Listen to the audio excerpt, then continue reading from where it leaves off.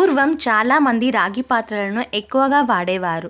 అలాగే మట్టి పాత్రలు, సిల్వర్ పాత్రలు కూడా వాడేవారు. కానీ ఇప్పుడు ఉన్న జనరేషన్ మాత్రం చాలా మారిపోయింది. చాలామంది ఫ్యాషన్నే ఫాలో అవుతున్నారు. పింగాణీ పాత్రలు, ప్లాస్టిక్ గిన్నెలు, గాజు పాత్రలను ఎక్కువగా వాడుతున్నారు. అంతేకాకుండా ప్లాస్టిక్ కవర్స్ని వాడకూడదని చెప్పినా సరే వాటినే వాడుతున్నారు తప్ప వాడటం మానడం లేదు. ఆరోగ్యాలు పాడు చేసుకుంటున్నారు. కానీ రాగి పాత్రలో మంచి నీళ్లను ప్రతిరోజు తాగడం వల్ల ఆరోగ్యంగా ఉంటారని చాలామంది చెబుతుంటారు.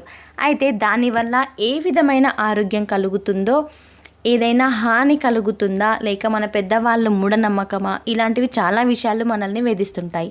అలాంటి విలువైన సమాచారాన్ని ఇప్పుడు తెలుసుకుందాం. రాగి పాత్రలో నీరు తాగడం వల్ల చాలా మేలు జరుగుతుంది. యాసిడిటీ, గ్యాస్, అజీర్ణం తగ్గడంలో సహాయపడుతుంది. కిడ్నీ, లివర్ చురుకుగా పనిచేయడంలో తోడ్పడుతుంది. అంతేకాకుండా బరువు తగ్గాలి అనుకునే వారికి ఇది చాలా ఉత్తమమైన మార్గం. రాగి పాత్రలోని నీటిని తాగితే మంచి ఫలితాన్ని పొందుతారు. ఈ నీటిని తాగడం వల్ల మీ జీర్ణ వ్యవస్థకు సరైన రీతిలో పనిచేయడమే కాకుండా కొవ్వు, ఇంకా చెడు బ్యాక్టీరియాలను తగ్గిస్తుంది. రోగనిరోధక వ్యవస్థను కూడా మెరుగుపరుస్తుంది.